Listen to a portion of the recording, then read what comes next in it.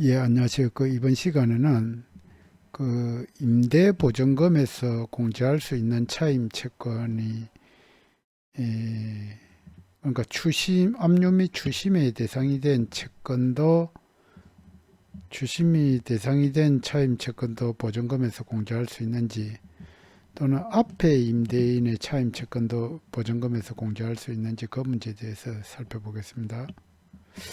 그러니까 이 어, 상황이 1, 2가 있는데, 아이고.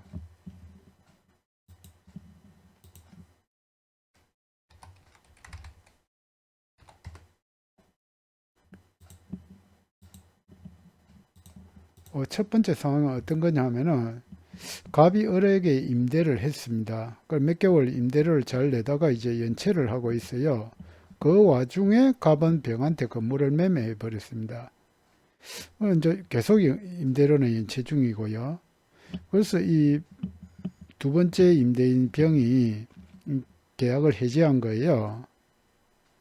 어, 그래서 이제 처음에 이제 임대할 때 이제 어른 이제 정상적으로 임대료를 내고 있었고 사업자 등록도 했습니다. 그런데 이제 몇 개월 임대를 잘 내다가 이제 어리 임대 뭐 장사가 안 되고 하여튼 임대료를 연체 중이에요.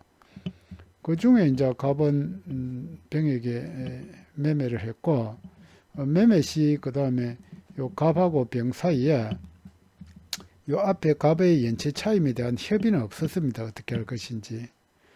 그래가 어쨌든 매매를 하고 계속 뭐 연체가 되고 있으니까 병은 을한테 임차인의 그 임대차 계약을 해지를 하고 그런데 이제 이 병이 보증금을 내줘야 되잖아요. 그 보증금을 내줄 때 자기한테 자기가 소유권 취득하고 나서 연체된 요 임대료뿐만 아니라 이 갑이 임대하고 있을 때의 임대료에 대해서도 그러니까 갑과 병의 인체로 전부 다를 공제하고 나서 준 거예요. 어, 그러니까 이제 을이 이 병한테 소송을 제기한 것이죠. 아니, 당신이 그 임대하고 있을 때 그 뭐 연체하는 거에 당연히 그 공제하는데 왜 갑의 연체 당신하고 관련이 없는 그 연체료를 공제하고 주느냐. 그 공제는 잘못됐다. 그 갑이 연체했던 그 연체료를 돌려달라고 이 어린 저 뭐야 병이 보증금을 까고 주니까 돌려달라고 이렇게 소송을 낸 거예요. 그래서 이제 임차인이 주장하는 거는 갑 채권은 양수가 안 되었다. 그러니까 어, 요 연체 차임에 대한 협의가 없잖아요. 그래서 그거는 갑이 따로 병에게 뭐 양도 양수가 됐을 때 뭐 까는 거는 상관이 없는데 이거 양도 양수도 안 되는데 왜 까느냐 이거예요. 그럼 양수가 안 되는데 보증금을 갑에 대한 그 임대료에 대한 거는 보증금에서 까면 안 된다. 그러니까 다 까고 줬으니까 다시 돌려달라는 거예요. 자, 이랬을 때 그러면 이 가령 이 의뢰 주장이 타당한지를 살펴보겠습니다. 일단은 이 어리 사업자 등록을 하고 이렇게 이제 어린 대항력이 생긴 상태죠. 그런 상태에서 이제 건물이 매매가 됐단 말입니다. 그러면은 대항력 발생 후에 이 갑의 임대인의 지위가 병에게 그대로 승계가 됩니다. 임대인의 지위가 당연히 승계되고 그렇게 되면은 이제 임대보증금 반환 채무가 있잖아요. 임대보증금 반환 채무도 이 면책적으로 인수가 됩니다. 그러니까 갑은 임대보증금 그 반환 채무에서 완전히 벗어나고 병이 이제 면책적으로 인수하게 되니까 병이 임대보증금 반환 채무를 면책적으로 인수하게 됩니다. 그렇게 되면은 원래 이제 임대보증금이라는 것 자체가 담보적 기능이 있잖아요. 임대차 관계에서 발생하는 모든 그 연체 차임뿐만 아니라 뭐 이렇게 임차인이 뭐 건물을 훼손했다든지 뭐 여러 가지 모든 임대차 관계에서 발생하는 그 임차인의 채무를 다 담보를 하기 때문에 보증금에서 당연히 공제된다. 그런데 이 채권이 당연히 승계되는 건 아닙니다. 어, 채권은 아까 이 의뢰 주장대로 이게 뭐 어떤 협의가 있다든지 이런 식으로 돼야 저거 하는데 채권이 당연히 승계되는 건 아니다. 음. 그렇지만은 이 해지를 했을 때 이 임대차 보증 임대차 관계를 해지를 했을 때는 보증금에서 당연히 공제할 수 있다. 자신의 그 임대하는 기간 중에 연체 차임뿐만 아니라 그 앞에 임대인의 연체 차임 채권도 당연히 공제할 수 있다. 채권이 당연히 승계되는 건 아니지만은 보증금에서는 당연히 공제할 수 있다. 이게 그 대법원 판례에 나와 있습니다. 이거 보시면은 어 그러니까 이 어쨌든 간에 요 보면은 자 그러니까 소유권이 이전되기 전에 이미 발생한 연체 차임이나 관리비 등의 양수인이 이게 이전되느냐 안 된다는 거예요. 당연히 이전되는 건 아니다. 그러나 그 후 임대차가 종료되어 임대차 보증금을 반환하는 경우에는 임대인의 지위가 승계되기 그러니까 앞에 임대인의 그 연체 차임 있잖아요. 그거를 당연히 공제된다. 원칙적 거.